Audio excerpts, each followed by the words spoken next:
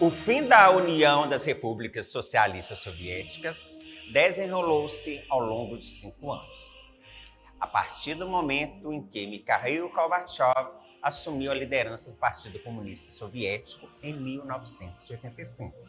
Sou Jorge Joelli e convido vocês, estudantes, para mais uma aula de História. Venham comigo. Estamos ouvindo o hino soviético.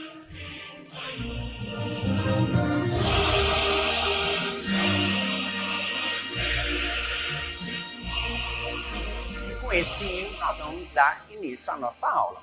A União das Repúblicas Socialistas Soviéticas, URSS, entrou em colapso nos anos finais da década de 1980, bem recente. Essa derrocada do Império Soviético está relacionada com o desgaste do modelo comunista de governo, implantado na Rússia em 1917 e difundido para outros países do leste europeu nas décadas seguintes, sobretudo durante o período do totalitarismo stalinista. Como podemos ver, nós temos a Rússia, que seria a cabeça-chefe, né, desse modelo político. Então, aqui no nosso mapa, toda essa área em vermelho é a área que vai compor a União das Repúblicas Socialistas Soviéticas. Né? Nós temos Estônia, Cazaquistão, Uzbequistão, Lituânia, Bielorrússia, entre tantos outros países que faziam parte desta união.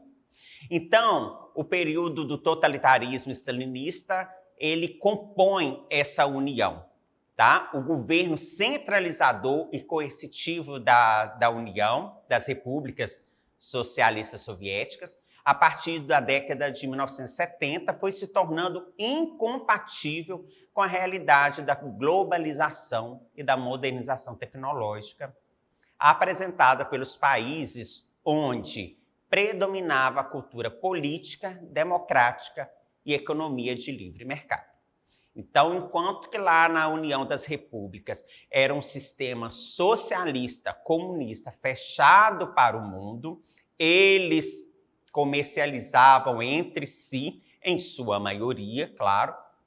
Então, era um país econômico e político. Não tinha democracia também, por viver uma base de um totalitarismo, uma ditadura. Na virada da década de 1970 para 1980, a União das Repúblicas via-se na contingência de cortar gastos com guerras e com fomento de outros países em que o modelo comunista instalara-se, como a Cuba, aqui na América Central. A guerra travada no Afeganistão, país profundamente influenciado pela estrutura de poder comunista soviético na década de 1970, expôs a União das Repúblicas Socialistas Soviéticas a uma grande debilidade militar. Forças de resistência islâmica contra a sovietização afegã foram armadas e treinadas pelos Estados Unidos. Mas também passaram a receber auxílio militar da China, que havia rompido antes com a União Soviética, o que conduziu o exército soviético a sucessivas derrotas. Então, foi enfraquecendo. E falar de Afeganistão, ano 21 do século 21, nós estamos presenciando neste momento uma crise lá no Afeganistão. Mais uma crise, né? Na verdade, no Afeganistão. Que até então todas as nações que tentaram dominar aquela região afegã ou o país não tiveram um êxito. Então, começam com a invasão no Afeganistão e, com o tempo, os próprios afegãos tomam o poder. Mais uma vez, os Estados Unidos retiraram o seu exército, né, suas tropas, de dentro do país e está vivendo, mais uma vez, um caos nada democrático. Foi nesse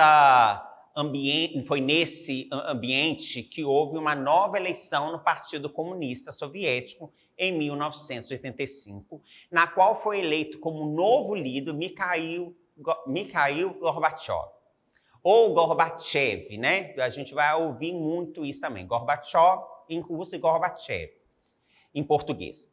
Ficou encarregado de promover reformas profundas na estrutura do Estado soviético, de modo a garantir a subsistência do regime, mas, entretanto, tais reformas que receberam o nome de perestroika, que é reconstrução, cujo modo de procedência seria a glasnost, isto é, a transferência, acabaram por dar abertura para a implosão do regime comunista. As reformas de Gorbachev fragilizaram tal papel de garantir a legitimidade do comunismo internacional, sem construir alternativa crível, ou seja, possível, né, que seria uma forma de acreditar nessa alternativa, e também uma forma sustentável de dar um sustento a esse governo. Seu relançamento universalista desvelou a perda de um significado do comunismo como sujeito de um mundo moderno. O declínio do comunismo internacional, patenteado nos anos de 1960, revelava-se, assim, a premissa e o anúncio da crise profunda. Então, o sistema ele não se sustentou, ele implodiu, né? Ele se desmantelou. Destinado a acumular problemas de todo tipo, esse sistema era fundamentalmente uma crise de legitimação dos estados, do movimento e da cultura política comunista. Por isso que no desmantelamento, da implosão do comunismo, que ele não conseguiu se sustentar, as repúblicas que compunham essa união, elas foram separando da Rússia, né? que era a que encabeçava esse sistema. Gorbachev executou ações como a diminuição do auxílio a outros países comunistas, como Cuba. Cuba foi um dos mais afetados, ou seja, deixou de receber dinheiro da Rússia ou da União das Repúblicas, e a retirada também das tropas soviéticas da zona de combate lá no Afeganistão, como nós vimos, abrindo mão assim da hegemonia sobre aquela região. Ou seja, a União das Repúblicas, ou seja, a Rússia, ela tirou o exército da região afegã, mas a base era o Afeganistão. Com o exército da União das Repúblicas ali instalado no Afeganistão, a União das Repúblicas conseguia dominar toda a região, indo além, né, da fronteira afegã. Gorbachev também tomou a iniciativa de firmar acordos com os Estados Unidos, ou seja, já abriu aí o mercado internacional e acordos diplomáticos, que eram inimigos, eram rivais, né? Eram inimigos assim declarados, para a destruição em conjunto de certo número de ogivas nucleares, ou seja, armas nucleares, pondo fim a uma das principais características da Guerra Fria, a corrida armamentista. Então, o mundo era dividido, de um lado, sob controle russo, comunista, e do outro lado, sob controle dos Estados Unidos capitalista. Então, todos os países que queriam ser capitalistas ou desejavam esse modelo político e econômico, estava do lado dos Estados Unidos. E também eram amparados financeiramente pelos Estados Unidos. Então, capitalismo de um lado. Nessa época, aqui na América, o país que era comunista ou socialista ficou Cuba, porque se tornou inimiga dos Estados Unidos. Então, também a única saída de Cuba de se manter economicamente era ir para o lado comunista, lado russo, tá? E os países que eram comunistas, que queriam ou tinham esse sistema político e social e econômico, né, um fator de caráter mesmo, né, de pertencimento, estava do lado da União das Repúblicas, ou do lado da Rússia.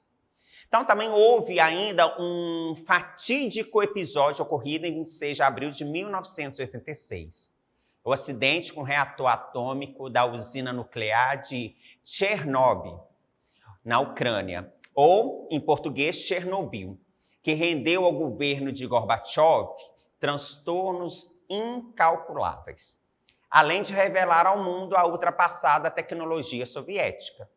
As dificuldades em conter o vazamento nuclear deixaram o continente europeu alarmado, o que gerou a necessidade de ajuda externa, ou seja, estrangeira, do Ocidente para resolver o problema naquela região que pertencia à União das Repúblicas Socialistas Soviéticas. Então, eles não conseguiram dar um jeito, né, nesse acidente nuclear. E esse acidente, até hoje, é uma preocupação mundial. Eles construíram, em caráter de urgência, uma espécie de sarcófago, ou seja, uma cobertura para conter esse vazamento radioativo para a atmosfera. O que eles não imaginavam é que essa radiação, em vez de ir para a atmosfera, ela ia descer para a Terra e atingir os lençóis freáticos, atingindo assim as nascentes dos principais rios na Europa, que é uma preocupação até os dias atuais. É importante ressaltar também que, ao mesmo tempo em que fazia tais reformas e enfrentava tais problemas, Gorbachev era pressionado por dois setores das esferas de poder da União das Repúblicas Soviéticas Socialista. O setor da linha dura, né, chamada da linha dura, comandado por Valentin Kovalov, e o setor considerado liberalizante e progressista, comandado por Boris Yeltsin, Pavlov exigia de Gorbachev uma postura geopolítica mais dura e a manutenção do poder centralizado em torno dos burocratas do Partido Comunista Soviético. Por outro lado, Yeltsin defendia a abertura das repúblicas para influências das democracias ocidentais e para a economia de mercado. Em meio a todo esse clima de pressão, houve a primeira eleição para deputados não comunistas no Congresso Soviético. As medidas adotadas por Gorbachev levaram aqueles menos abertos para as transformações, representados por Pavlov. Há uma tentativa de golpe contra Gorbachev em 18 de agosto de 1991. Estamos percebendo que as datas elas são bem recentes, em torno de 30 anos. 30, 33, 35, né? Então é um período da história muito recente. Gorbachev foi preso, o que gerou uma revolta popular e um movimento de resistência liderado por Boris Yeltsin. Ou seja, a população já via que o sistema político naquela época não estava surgindo efeito e o povo ansiava para uma transformação, ou seja, sair do socialismo soviético ou comunismo e passar para uma democracia capitalista. Os golpistas tiveram de ceder à pressão popular, libertando Gorbachev, que voltou ao poder, mas renunciou ao cargo de secretário-geral do partido. Mas permaneceu ainda ocupando a função de presidente da União Soviética. Em decorrência do golpe, muitos dos países ligados à União começaram a declarar sua independência, o que provocou uma rápida desintegração do Império Soviético. Ou seja, aquilo que era unido começou a desmantelar-se, a separar. Em 25 de dezembro de 1991, Gorbachev finalmente renunciou também ao cargo de presidente, reconhecendo assim o fracasso de suas reformas e o colapso da União Soviética. A partir de então, foi formada entre ex-integrantes das repúblicas soviéticas a Comunidade dos Estados Independentes, CEI, que implantou um modelo de representação política de acordo com a sua realidade. Então, aqui no Jornal do Brasil, nós estamos presenciando, visualizando, né, o termo de renúncia do Gorbachev à frente da União das Repúblicas Socialistas Soviéticas. A eleição de 1991 definiu o primeiro presidente da Rússia, Boris Yeltsin, e, portanto, o primeiro governante da Rússia independente desde o czar, ou rei, né, Nicolau II. Então, aqui termina a União das Repúblicas Socialistas Soviéticas. Mas muito desse sistema ainda permanece na Rússia e no sistema das ex-repúblicas socialistas soviéticas. A democracia que nós vivenciamos aqui no lado americano, do lado do oeste europeu, então é uma democracia diferente daqueles países que vivenciaram ou participaram dessa união dessas repúblicas. Em pleno ano 21, do século 21, nós ainda abrimos os jornais, no sentido figurativo, né, que hoje é tudo na tela, a maioria é na tela do computador ou no smartphone, mas quando você clica ali numa página de jornal, de uma revista, ou seja, num noticiário, você depara com algumas censuras, algumas ações daquele período, e mesmo em países que se consideram democráticos. Estudantes, para acessar as nossas atividades na plataforma SMED TV, aponte a câmera do seu celular na imagem que aparece aqui no canto da tela, o nosso famoso QR Code. Também acesse as nossas redes sociais, se inscreva no nosso canal do YouTube, SMED TV, deixe seu like, compartilhe essa aula para que mais pessoas possam ter também acesso a conhecimentos. Até a próxima aula.